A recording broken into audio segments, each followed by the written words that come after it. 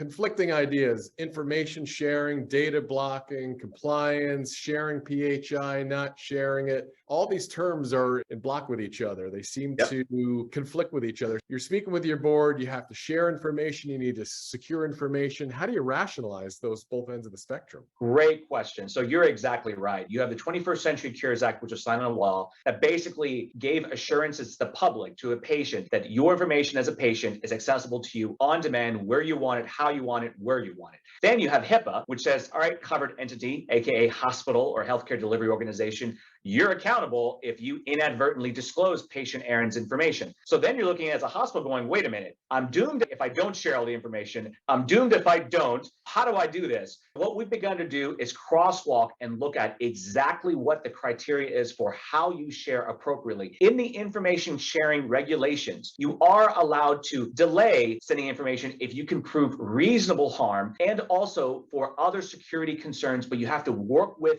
your patient that's asking for it to teach them, hey man, you don't want to put this data in this app that's, guess what, hosted in China because of potential concerns. But the problem is we've never had real visibility to where ePHI is going. Now think about it. I'm patient Aaron presenting to Baptist Health saying, hey, I want my data sent to this app. How do I know as a CIO that the data made it to that app or should not be going to that app? And more importantly, where all of patient Aaron's information is. Today, you think about it, you're like, oh, it's an electronic health record. Actually, it's not.